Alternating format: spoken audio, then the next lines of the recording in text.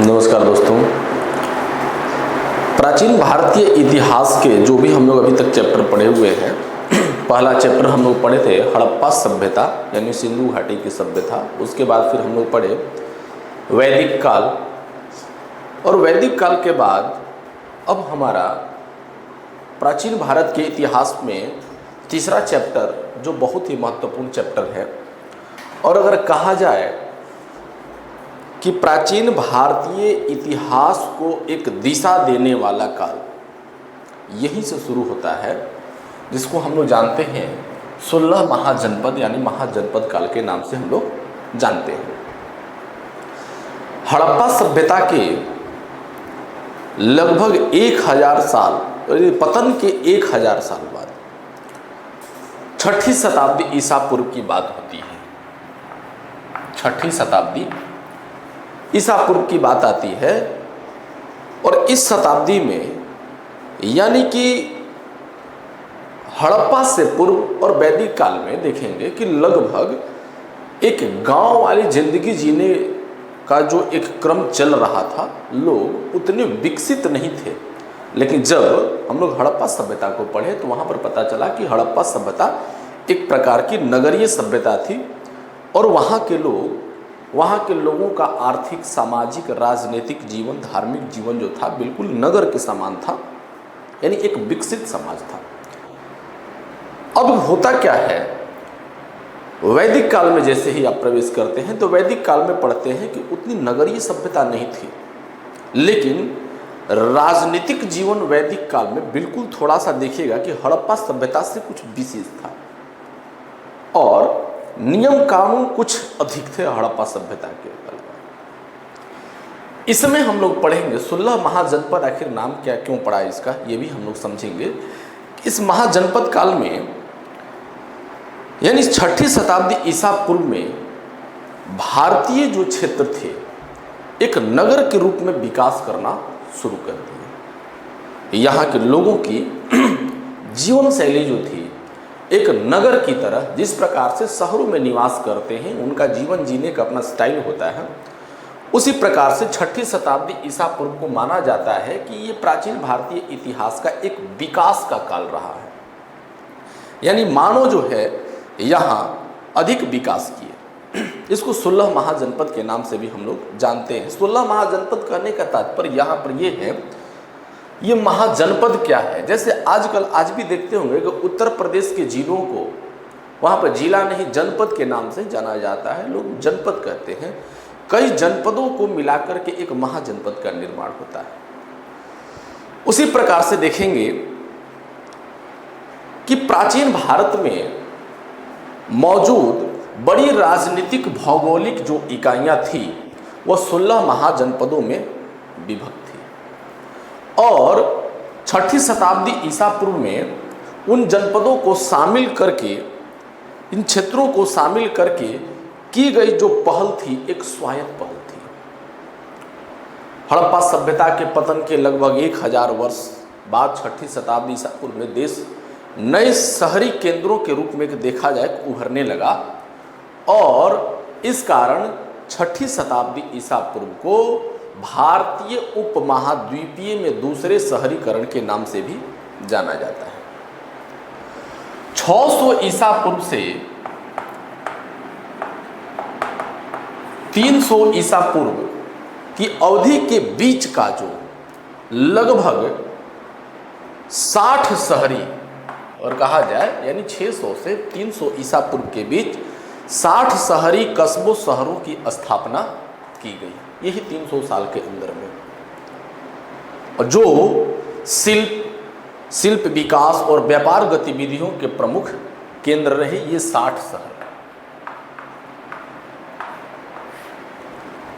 प्रारंभिक बौद्ध, और देखेंगे कि बौद्ध ग्रंथ जो है, जैन ग्रंथ है, उसमें जैसे ही आप पढ़ेंगे तो बौद्ध ग्रंथ और जैन ग्रंथों में बौद्ध धर्म और जैन धर्म की चर्चा के साथ साथ उसमें देखेंगे 16 महाजनपद की चर्चा उसमें मिलती है। और उन 16 महाजनपदों के बारे में, जिसमें 16 महाजनपद, जैसे भारत वर्तमान में भारत में 28 राज्य हैं, 8 केंद्र शासित प्रदेश हैं, जो भारत का भौगोलिक क्षेत्र इतने दूरों में विस्तृत है। उस समय भारतीय जो महाद्वीप जो था, उस समय 16 महाजनपदों में, उस समय राज्य नहीं हुआ करते थे, और वह 16 महाजनपदों में भारत पूर्ण रूप से विभक्त था। और अगर हम लोग बात करें जिसमें सबसे ज़्यादा अगर देखा जाए विकास अगर कोई किया, तो देखेंगे उसमें सर्वप्रथम महाजनपदों में मगध का नाम सर्वप्रथम सबसे पहले आता है। मगध, कौशल, इसके साथ साथ अवंती,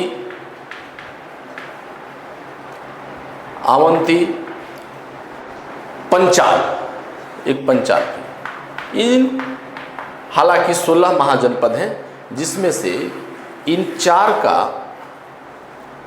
नाम बहुत ज़्यादा आता है। रीजन क्या है, और 16 महाजनपदों में सबसे महत्वपूर्ण एक जनपद के रूप में उभर करके सामने आया, वो है मगध।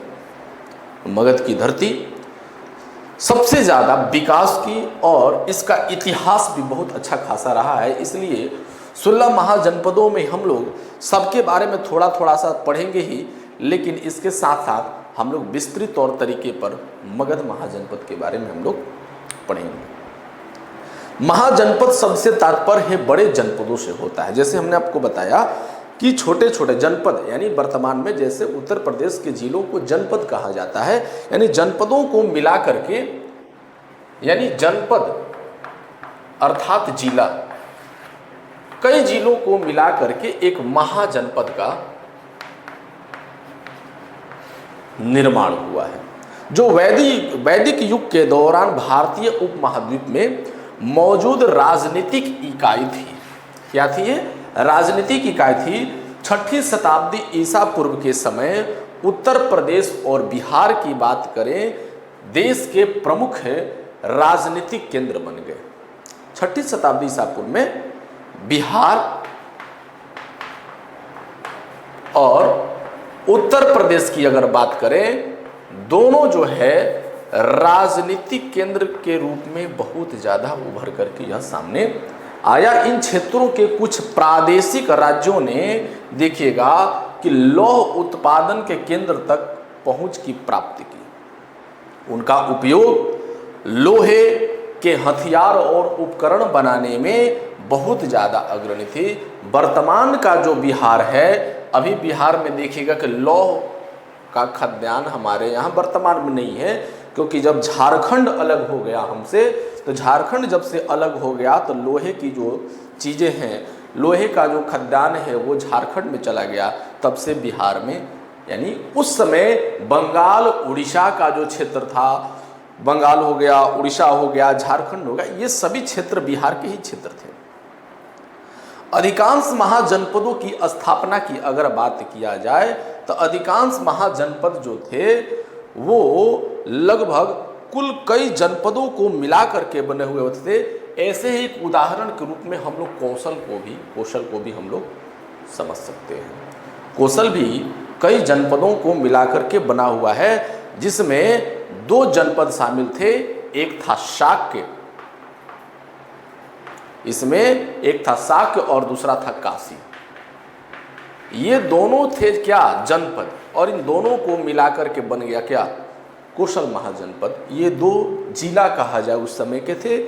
कई बौद्ध ग्रंथों में देखिएगा कि बार बार 16 महाजनपदों की चर्चा और उसमें उल्लेख बस्तियों की प्रमुख चर्चा मिलती है, जो बुद्ध के जीवन काल के दौरान उस समय यानी कि मौजूद थे। हालांकि विभिन्न बौद्ध हैं और जैन ग्रंथों में वर्णित है कि 6ठी शताब्दी ईसा पूर्व के समय महान जनपदों की जो सूची लगभग भिन्न, कई जगहों पर भिन्न मिलती है।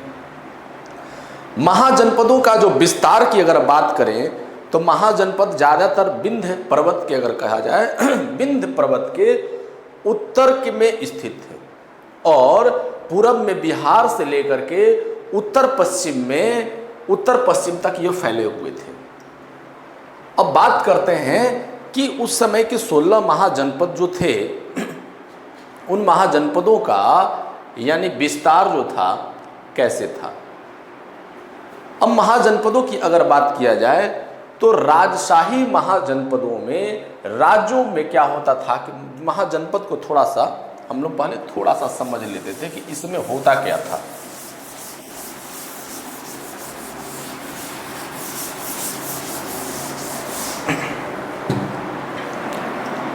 महाजनपद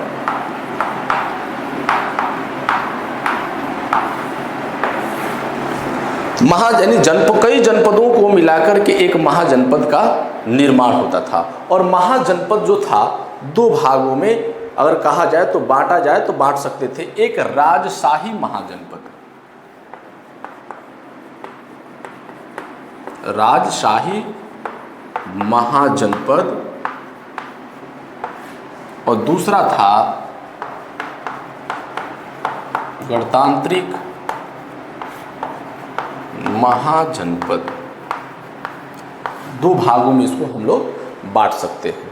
राजशाही महाजनपद की अगर हम लोग बात करें कि राजशाही महाजनपदों में राज्य पर, यानी कोई जो राज्य उस समय का हुआ करता था, वंशानुगत राजा या सरदार का शासन उस समय हुआ करता था। यानी उस समय जो राजा हुआ करते थे उनका ही जो पीढ़ी दर पीढ़ी होता था, उन्हीं के जो वंशज होते थे वहाँ के राजा बनते थे। यहाँ के शासकों ने ब्राह्मणों और वैदिक यज्ञों को बहुत ज़्यादा महत्व दिया था। कब? राजशाही महाजनपद जो थे।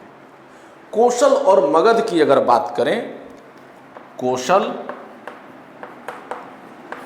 और मगध, कोशल और मगध की अगर बात किया जाए कि कोशल और मगध जैसे महाजनपदों में राजतंत्रीय प्रकार की सरकार का पालन किया जाता था। यानी इसमें राजतंत्र था, राजतंत्र इसमें चला करता था।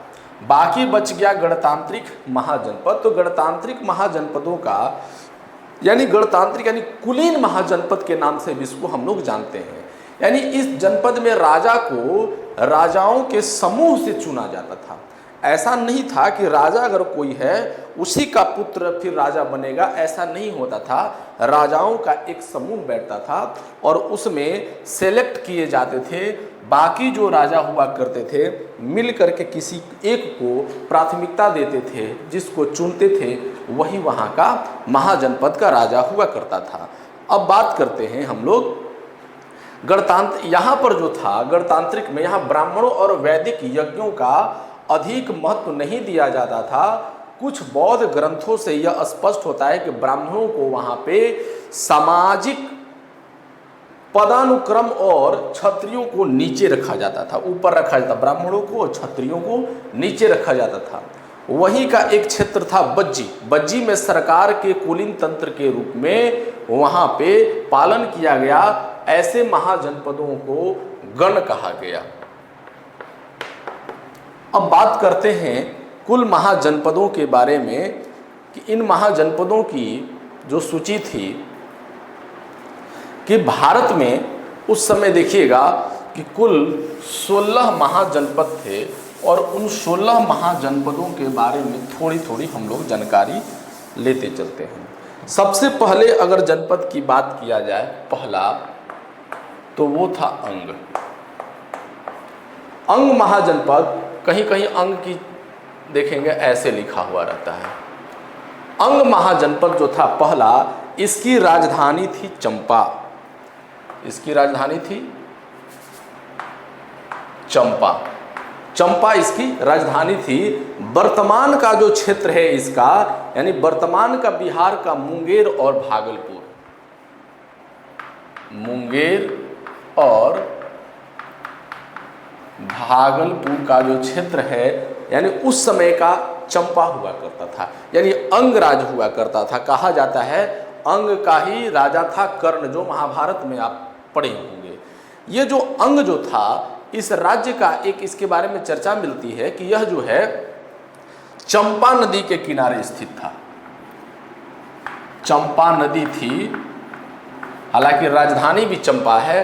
चंपा नदी के किनारे संगम पर स्थित था। चंपा नदी के संगम पर, याद रखेंगे, संगम पर स्थित। इसकी राजधानी चंपा छठी शताब्दी ईसा पूर्व के 6 महान शहरों में से एक थी। उस समय सबसे छठी शताब्दी ईसा पूर्व में 6 सबसे बड़े बड़े शहर थे, जिसमें सबसे प्रमुख शहर के रूप में चर्चा मिलती थी चंपा की। अंग का उल्लेख जो है, अंग राज्य का, अंग महाजनपद का उल्लेख जो है अथर्ववेद के प्रवचन प्रज्ञापन से भी मिलता है, जो जैन धर्म का एक अत्यंत पूजनीय ग्रंथ है, जिसका नाम है प्रज्ञापन। जैन धर्म का भी एक ग्रंथ है, अथर्ववेद में भी इसकी चर्चा मिलती है। कहा जाता है कि इसे बिंबिसार द्वारा मगध साम्राज्य में मिला लिया गया था। बाद में जब बिंबिसार का जब शासन आया तो अंग को मगध में मिला लिया। कौन? बिंबिसार। बिंबिसार इसको जो है मिला लिया, किसमें? मगध में मिला लिया। अब बात आती है, दूसरा राज्य था मगध। 16 महाजनपदों में दूसरा महाजनपद थी कौन? मगध। मगध की राजधानी थी राजगृह। राजगृह, उस समय राजगृह का एक और नाम था गिरिब्रज। गिरिब्रज राजगृह का नाम था। यह वर्तमान इसका क्षेत्र जो पड़ता है वो पड़ता है गया और पटना। गया का जो क्षेत्र है और पटना का जो पूरा क्षेत्र है, ये पहले क्या था? मगध का क्षेत्र था। अगर कहा जाए, चर्चा मिलती है इतिहास में, यह शब्द सबसे शक्तिशाली और समृद्ध महाजनपदों में से एक था। यानी इससे सब ज़्यादा शक्तिशाली कोई महाजनपद नहीं था। कहा जाता है कि सबसे ज़्यादा शक्तिशाली अगर कोई महाजनपद रहा तो मगध महाजनपद रहा, और इसकी राजधानी राजगृह, यानी उसका समय नाम था गिरिब्रज के नाम से भी जो जाना जाता है, जो 5 पहाड़ियों से घिरा हुआ बिल्कुल ये जो था सुरक्षित था। इसे अधिकांश क्षेत्रों को जीत करके, ये मगध का जो क्षेत्र था, इसने अधिकांश क्षेत्रों को जीत करके साम्राज्यवाद की नीति की इसने क्या की? शुरुआत की। प्रश्न पूछ देता है कि साम्राज्यवाद की नीति की शुरुआत करने वाला महाजनपद कौन सा है? तो आपका उत्तर हो सकता है कौन? महाजनपद। चंपा नदी द्वारा मगध को अंग से अलग किया गया था। अर्थात मगध और अंग का जो बंटवारा था चंपा नदी से था। यानी चंपा नदी के इस पार मगध का क्षेत्र और चंपा नदी के उस पार जो था अंग का क्षेत्र था। इसके बाद चर्चा मिलती है तीसरा महाजनपद के रूप में, वो था कोसल महाजनपद। अभी सबकी चर्चा हम लोग करेंगे, फिर उसके बाद हम लोग आएंगे मगध महाजनपद के बारे में हम लोग विस्तृत रूप से पढ़ेंगे। इसके बाद था कोसल। कोसल महाजनपद के बारे में कहा जाता है कि इसकी जो राजधानी थी वो थी श्रावस्ती। इसकी राजधानी श्रावस्ती थी। वर्तमान का जो इसका क्षेत्र है पूर्वी उत्तर प्रदेश, पूर्वी उत्तर प्रदेश का जो क्षेत्र है उस समय श्रावस्ती कहलाता था। आगे हम लोग बौद्ध धर्म के बारे में पढ़े थे कि यही वो स्थान है जहाँ पर भगवान बुद्ध ने सबसे ज़्यादा अपना समय व्यतीत किया था। कौन सी जगह पे? श्रावस्ती थी। उसमें चर्चा मिलता है जब हम लोग बौद्ध धर्म को पढ़ेंगे, जब भगवान बुद्ध जब पद भ्रमण कर रहे थे, पैदल चलकर की अपनी यात्रा कर रहे थे और अपनी शिक्षा का, ज्ञानों का प्रसार प्रचार कर रहे थे, तो जब वर्षा कालीन का समय आ जाता था, जब वर्षा ऋतु आ जाती थी, तो पैदल चलना जंगलों में कठिन हो गया, क्योंकि जगह जगह पर पानी भर जाते थे।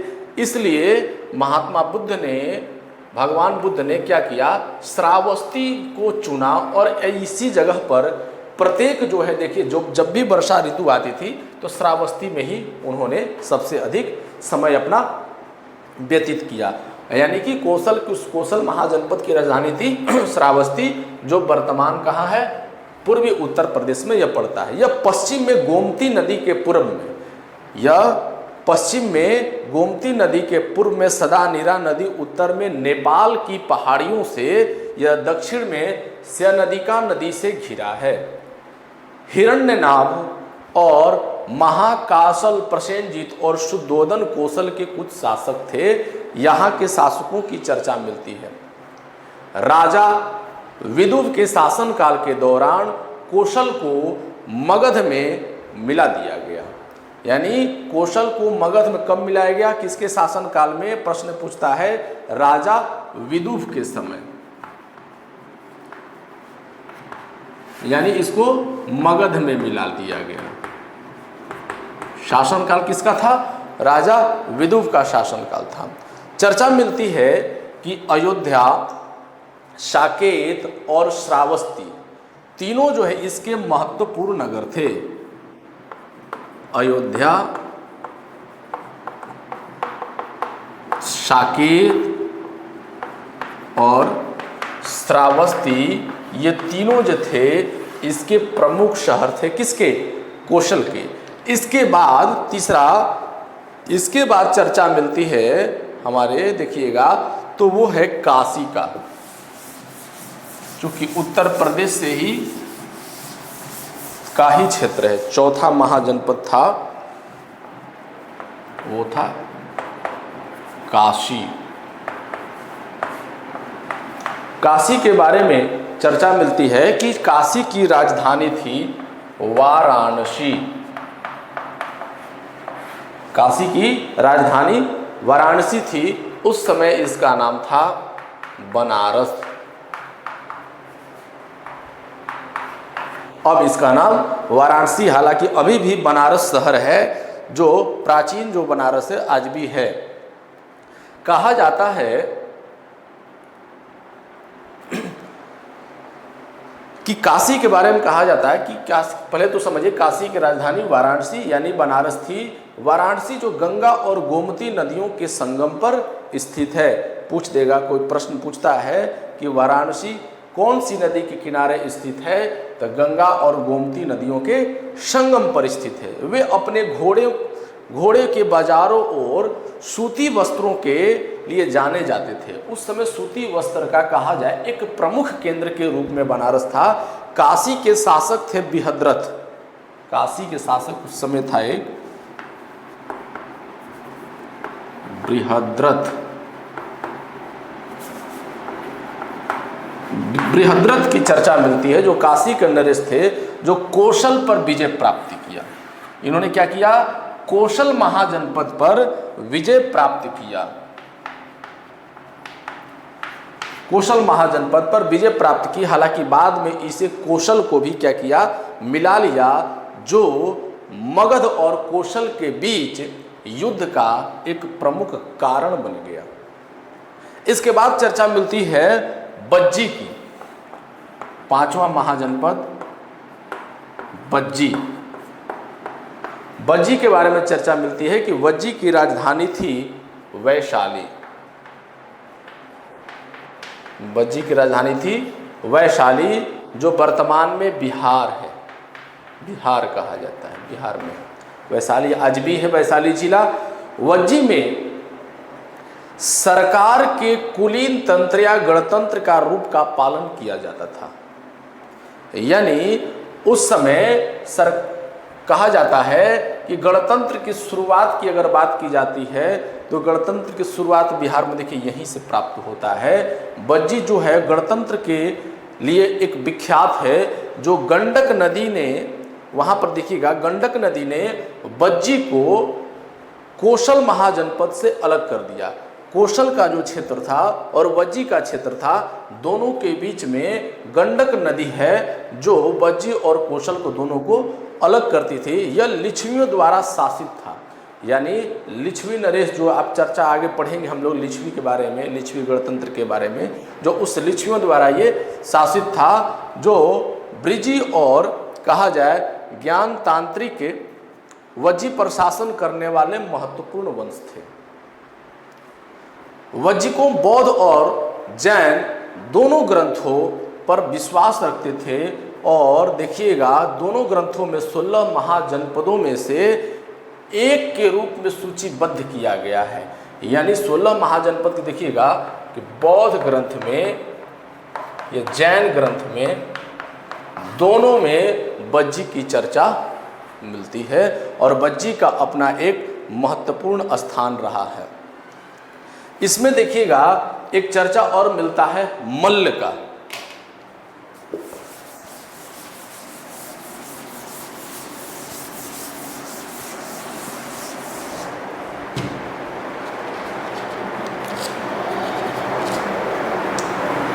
पांचवा है छठा मल्ल की चर्चा मिलती है। मल्ल की राजधानी थी कुशीनारा। मल्ल की राजधानी थी कुशीनारा, जो वर्तमान के देवरिया में पड़ता है। वर्तमान का देवरिया, ये देवरिया यानी उत्तर प्रदेश का ये क्षेत्र है। मल्ल जो है, मल्ल ने सरकार के उस समय कुलीन तंत्र या गणतंत्र के रूप का पालन किया जाता था और उन्हें गण संघ कहा जाता था। यानी उस समय का जो क्षेत्र था उन पूरे संघ का नाम था गण संघ।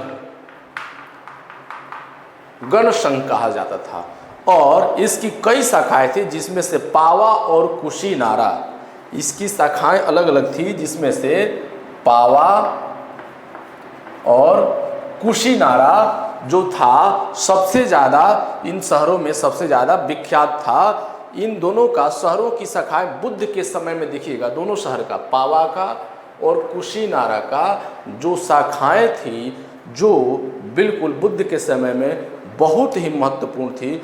बुद्ध की मृत्यु के बारे में जब देखेंगे, आगे पढ़ेंगे कि बुद्ध की मृत्यु, चूँकि इसलिए फेमस इसलिए चर्चा कर दे रहे हैं कि बुद्ध की मृत्यु कुशीनारा में ही हुई, जो आधुनिक जो उसका नाम है कुशीनगर उसका नाम है।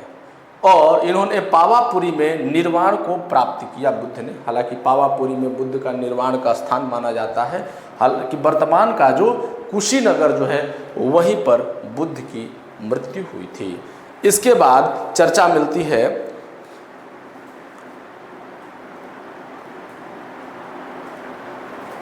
इसके बाद चर्चा आता है चेदी वंश का। सातवां है चेदी महाजनपद। चेदी महाजनपद के बारे में कहा जाता है कि इसकी राजधानी थी बांदा या सोथीवती। सोथीवती या बांदा इसकी राजधानी थी, जो वर्तमान में बुंदेलखंड में पड़ता है। वर्तमान का जो बुंदेलखंड है वही था सोथीवती बांदा, उस समय का चेदी महाजनपद के नाम से जाना जाता था। यह एक राजशाही महाजनपद था, यानी कि राजतंत्रात्मक व्यवस्था यहाँ पर थी। सहजती और त्रिपुरी चेदी महाजनपद के महत्वपूर्ण नगर थे। दो इसके महत्वपूर्ण नगर थे, सहजती और त्रिपुरी। सहजती और त्रिपुरी ये दो नगर थे जो इसके चेदी के महत्वपूर्ण नगर थे। इसका क्षेत्र मालवा पठार तक फैला हुआ था, मालवा के पठार तक फैले, और जो है वर्तमान में बुंदेलखंड के पूर्वी क्षेत्र को पूरा कवर करके ये रखता था वो क्षेत्र। चेदिस का उल्लेख है, चेदी वंश का या चेदिस का देखिएगा उल्लेख महाभारत और ऋग्वेद में भी मिलता है। इसके बाद चर्चा होती है, आठवां जो होता है वो होता है कुरु। कुरु महाजनपद के बारे में चर्चा मिलती है। कुरु महाजनपद जो है इसकी राजधानी थी इंद्रप्रस्थ। इसकी राजधानी थी इंद्रप्रस्थ, जो वर्तमान के उत्तर प्रदेश में मेरठ और दक्षिण पूर्व हरियाणा, मेरठ और दक्षिण पूर्व हरियाणा का जो क्षेत्र था वो इंद्रप्रस्थ कहलाता था उस समय। इसके बारे में चर्चा मिलती है कि इंद्रप्रस्थ का महाभारत में देखेंगे कि बहुत ज़्यादा चर्चा मिलता है कि कौरव जो थे, कौरव आप कौरव पांडवों के बारे में महाभारत में चर्चा मिला था। ईसुकारा कुरु महाजनपद के महत्वपूर्ण शासक थे। कौरव जो थे यानी यहाँ के महत्वपूर्ण शासक थे और वे युधिष्ठिर की जाति के थे कहा जाता है। उन्होंने भोजों, पांचालों और यादवों के साथ वैवाहिक संबंध बनाए और कुरु के शासकों को अर्थशास्त्र कहा जाता है कि कुरु के शासकों को अर्थशास्त्र में राज शब्दों जीवना राजा का कहा जाता था। इस प्रकार कहा जा महाजनपदों को पूर्ण राजतंत्र अनुपस्थित है, यानी कहा जाए कि राजतंत्र जो था उस समय नहीं था उस प्रकार का। यहाँ पे अब कभी कभी चर्चा 8वां के बाद 9वां आता है। इसमें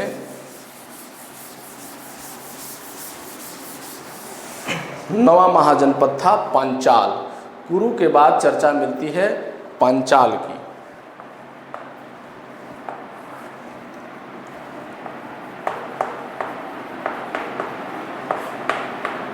पांचाल की चर्चा मिलती है। पांचाल की राजधानी थी अहिच्छत्र। पांचाल की राजधानी अहिच्छत्र या काम्पिल्य भी इसका नाम था।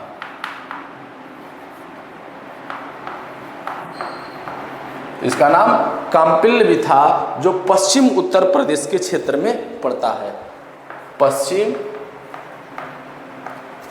पश्चिमी यूपी उत्तर प्रदेश में यह क्षेत्र पड़ता है। यह जो है पांचाल जो है, इसके बारे में कहा जाता है कि पांचाल जो है प्राचीन ग्रंथों के अनुसार पांचालों के 2 वंश थे उत्तरी पंचाल, यानी उत्तरी पंचाल और दक्षिणी पंचाल 2 भागों में बटा हुआ था। भागीरथी नदी द्वारा 2 वंशों को विभाजित किया गया था। अहिच्छत्र और उत्तरी पंचालों की राजधानी थी, जबकि काम्पिल्य दक्षिणी पंचाल की राजधानी थी। प्रारंभ में उन्होंने सरकार के एक राजतंत्रीय रूप का पालन किया और बाद में गणतंत्रात्मक रूप धारण कर लिया पंचाल के बारे में। इसके बाद चर्चा मिलती है वत्स की। वत्स के बारे में इसके बाद चर्चा मिलती है 10। वत्स अगला था महाजनपद वत्स, जिसके बारे में चर्चा मिलती है कि इसकी राजधानी थी वत्स की कौशांबी।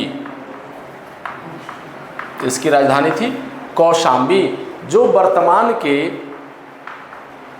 इलाहाबाद, अब इसका भी नाम हो गया है प्रयागराज, यानी वर्तमान के इलाहाबाद प्रयागराज का जो क्षेत्र था उस समय कौशांबी कहलाता था, जो वत्स महाजनपद में आता था। वत्स का सबसे प्रमुख शासक के रूप में हम लोग आगे पढ़ेंगे उदयन की चर्चा मिलती है, जो एक बहुत ही प्रमुख शासक था जिसे शिकार करने का बहुत ज़्यादा शौक था। पुराणों के अनुसार निकक्षु ने वत्स की राजधानी, जो देखिएगा कि एक पांडव वंशज था निकक्षु, जो वत्स की राजधानी हस्तिनापुर से कौशांबी, यानी इससे पहले भी हस्तिनापुर था और हस्तिनापुर से बदल करके वो क्या कर दिया, कौशांबी कर दिया, स्थानांतरित कर दिया। यह जो क्षेत्र था व्यापार और अन्य आर्थिक गतिविधियों के लिए बहुत ही महत्वपूर्ण था। इसके बाद चर्चा मिलती है 11वां, जो चर्चा मिलती है वो था आपका मत्स्य। मत्स्य महाजनपद की राजधानी थी विराटनगर, और जो वर्तमान का जो क्षेत्र कहा जाए तो यह जयपुर का क्षेत्र होता है आज के डेट में। जयपुर यानी राजस्थान, राजस्थान की राजधानी जयपुर उस समय विराटनगर कहलाती थी और मत्स्य महाजनपद के क्षेत्र में आता था। इसमें राजस्थान के अलवर और भरतपुर क्षेत्रों के हिस्से शामिल थे। राजस्थान का अलवर का जो वर्तमान का क्षेत्र है और भरतपुर का जो क्षेत्र है, दोनों इसी में शामिल था। उस समय मत्स्य को यमुना नदी के द्वारा पंचाल से अलग किया था। यानी देखेंगे कि जितने भी अभी हम लोग पढ़े महाजनपदों के बारे में, सभी महाजनपद यदि विभाजित थे तो नदियों के द्वारा ही बटे हुए थे। और उसके बारे में एक और चर्चा मिलती है कि इसकी राजधानी पांडवों ने छिपने के स्थान के रूप में प्रसिद्ध थे। यानी पांडवों को जो अज्ञातवास दिया गया था, तो कहा जाता है कि इसी विराट नगर के क्षेत्र में ही आकर के पांडवों ने अपना अज्ञातवास समाप्त किया था और यहीं पर ये लोग अपना समय व्यतीत किए हुए थे। मत्स्य के बाद जो है, मत्स्य में एक और वंश की चर्चा मिलती है जिसमें चेदी वंश के नाम से जाना जाता है कि चेदी महाजनपद का यह एक हिस्सा बन गया था, जो इस तथ्य से स्पष्ट है कि राजा सुजाता ने मत्स्य और चेदी दोनों पर शासन किया था। इसके बाद 12वां आता है शूरसेन। 12वां महाजनपद शूरसेन था।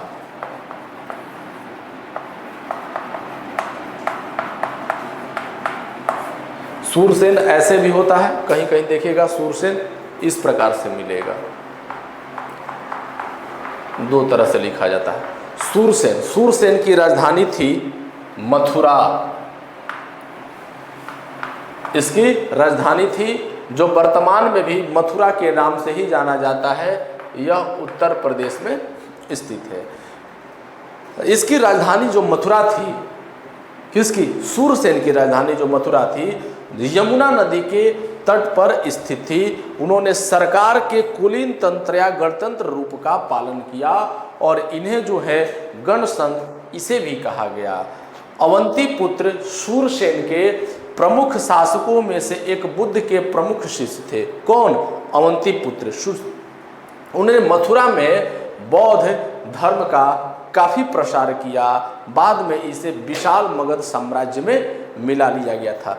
यानी देखिएगा कि लगभग महाजनपदों को जो देखिएगा कि किसी न किसी रूप में उसको आगे चल करके इसको मिला लिया गया है मगध के क्षेत्र में ही, क्योंकि उस समय मगध एक शक्तिशाली महाजनपद के रूप में विख्यात था। इसके बाद चर्चा मिलती है अस्मक महाजनपद की।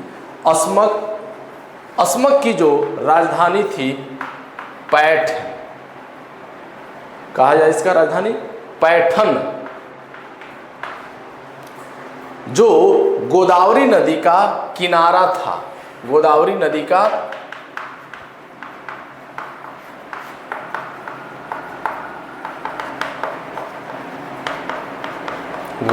का किनारा था।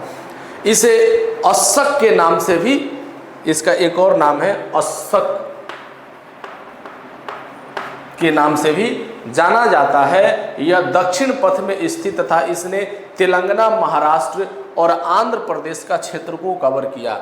यानी आज का तेलंगाना, आंध्र प्रदेश और महाराष्ट्र का क्षेत्र जो था, यानी इतने दूर तक यह विस्तृत था, जिसका नाम था अस्मक महाजनपद। ब्रह्मदत्त और अरुण अस्मका के महत्वपूर्ण शासक थे। यानी इसके दो शासक थे, एक ब्रह्मदत्त और अरुण अस्मका, दो शासक थे। इसके बाद चर्चा मिलती है 14वां जो था वो था अवंती।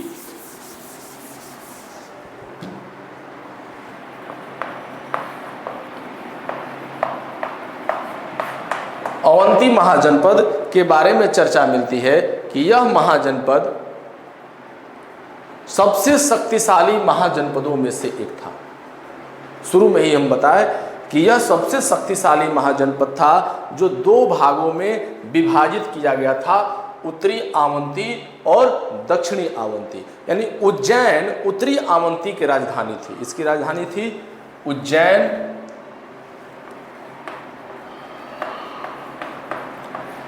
उज्जैन जो थी यह दो भागों में विभाजित था, उत्तरी और दक्षिणी। और उत्तरी क्षेत्र की राजधानी थी अवंती और दक्षिणी की राजधानी थी महिष्मती। दक्षिणी अवंती की राजधानी महिष्मती और उत्तरी अवंती की राजधानी उज्जैन थी। 6ठी शताब्दी ईसा पूर्व के दौरान देखिएगा उस समय प्रद्योत अवंती का एक शक्तिशाली शासक था, जिसका नाम था प्रद्योत, जो ऐसा माना जाता है कि वत्स ने उस क्षेत्र को उसको जीत लिया था। अवंती का एक अन्य प्रसिद्ध शासक प्रसेनजीत था, जिसने मगध के साथ वैवाहिक संबंध बना करके अपनी स्थिति को मजबूत किया था। अपनी बहन कौशल देवी का विवाह बिंबिसार से करते हुए उन्होंने काशी को दहेज के रूप में उपहार में दे दिया था। स्थिति उस समय की ये नहीं थी कि दे दिया था उपहार में, चूंकि मगध का शासक इतना मजबूत था, इतना स्ट्रांग था उस समय मगध का शासक, कि प्रसेनजीत ये समझा कि किसी न किसी रूप में वो हमसे काशी का क्षेत्र वह छीन ही लेगा, चाहे मेरे ऊपर वो आक्रमण करके ले लेवे या हमारे क्षेत्रों को जीत करके ले लेवे। तो उसने सोचा क्यों ना ऐसा काम करे जिससे हमारी बदनामी भी ना हो और हमारा क्षेत्र भी कामयाब हो जाए। तो उसने क्या किया कि अपनी बहन कौशला देवी का विवाह मगध के साम्राज्य के साथ कर दिया और काशी का पूरा क्षेत्र जो था दहेज के रूप में दे दिया। इस प्रकार से जो है मगध का क्षेत्र जो है, काशी का क्षेत्र मगध के क्षेत्र में मिल गया। उसके बाद चर्चा मिलती है, अवंती के बाद जो क्षेत्र था अगला था गंधार।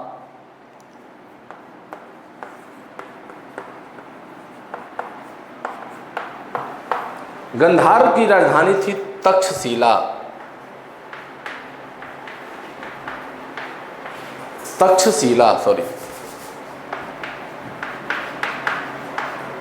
तक्षशिला जो वर्तमान में रावलपिंडी में पड़ता है, पाकिस्तान का क्षेत्र है।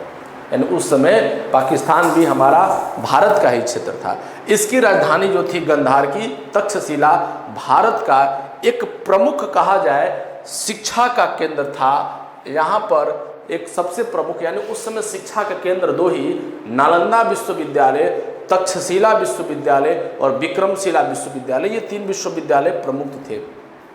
इसका क्षेत्र वर्तमान में जो है देखिएगा अफगानिस्तान में काबुल से लेकर के उत्तर में पश्चिमी प्रांत में रावलपिंडी तक फैला हुआ है। यह 6ठी शताब्दी ईसा पूर्व के दौरान, यानी बुद्ध के समय में, उस समय एक राजा था पुक्कुसी, पुक्कुस्ती जो राजा था, इसके द्वारा जो था शासित किया जाता। यह बिंबिसार के समकालीन थे, यानी उस समय बिंबिसार का शासन काल चला करता था। महाभारत के अनुसार गांधार जो है कौरवों के मजबूत सहयोगी थे, जिन्होंने एक साथ पांडवों के खिलाफ लड़ाई भी लड़ी थी। इसे 6ठी शताब्दी ईसा पूर्व के समय में उत्तरार्ध में पारसियों द्वारा इसको बाद में जीत लिया गया था। इसके बाद चर्चा मिलती है एक प्रमुख राज्य के रूप में, वो था कंबोज। 16वां था कंबोज।